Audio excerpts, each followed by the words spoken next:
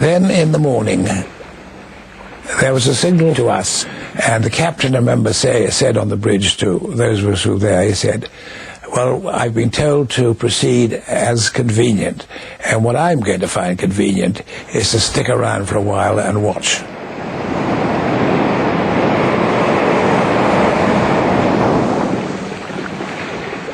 On board the King George V, Admiral Tovey gave his men a pep talk.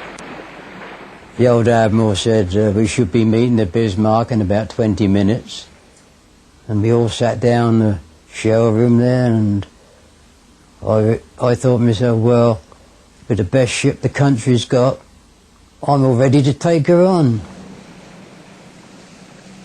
Eventually, the Bismarck came into sight.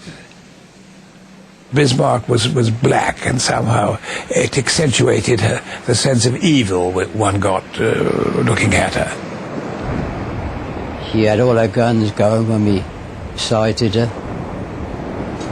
We were sending up all these shells, chalking on them, good luck, Hitler. Hope you enjoy this one, a 14-inch shell, you know.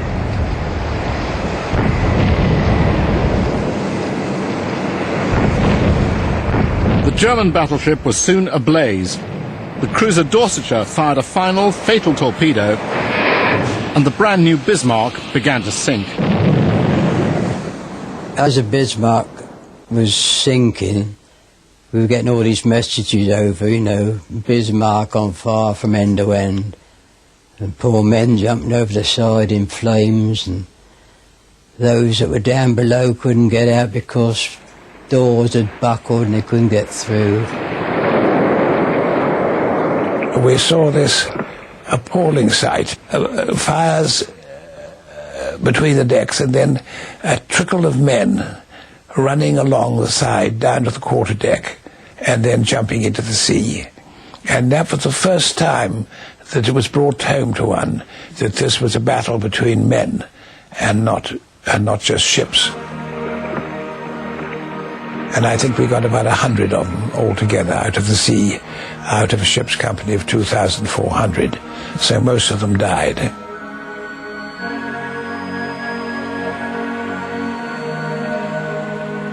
The Germans had also lost nearly 2,000 of their finest troops in Crete.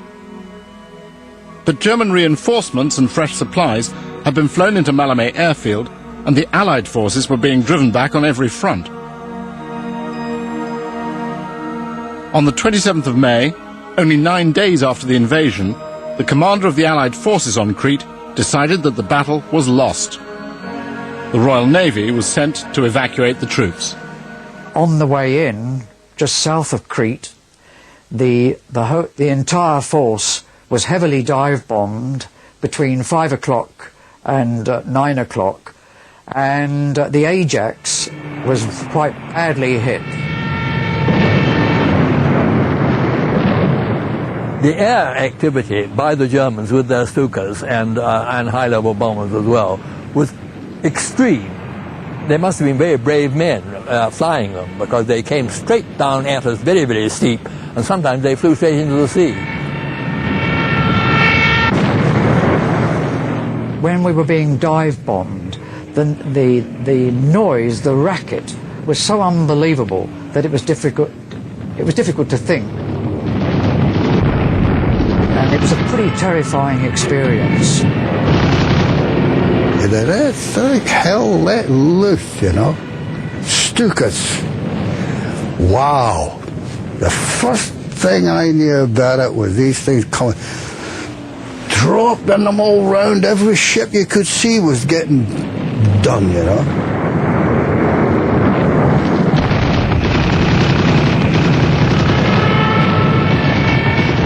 The Royal Navy had rescued nearly 2/3 of the Crete garrison, but they had no air cover, because on the 20th of May, the day of the German invasion, the 7 British fighter aircraft which had been based in Crete were withdrawn. The Luftwaffe had almost total freedom to attack the fleet.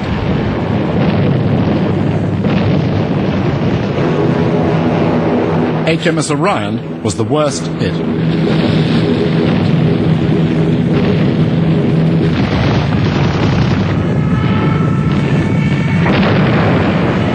some of the dive bombing was very accurate. The bomb that did the most damage on the Orion, it penetrated the rear of the bridge, went right through several decks in the bridge, right down into the ship itself, and landed finally on the stoker's mess deck, something like about 6 decks down, and exploded there. And there were probably 200 or 300 soldiers on that mess deck. And literally, the carnage there was absolutely unbelievable. One ship after another, sunk, damaged, what have you.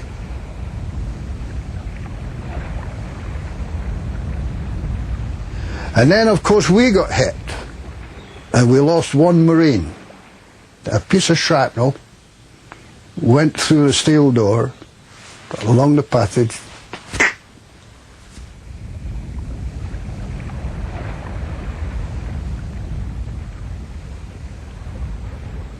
We were left with quite a few dead and dying, and it was decided that Ajax would turn back and would take no further part in the operation.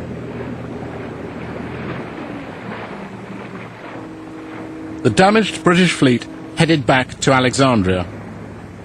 The Orion limped in to Alexandria that night with absolutely gutted, dead and dying, all over the ship. They sent a signal round the fleet, volunteers,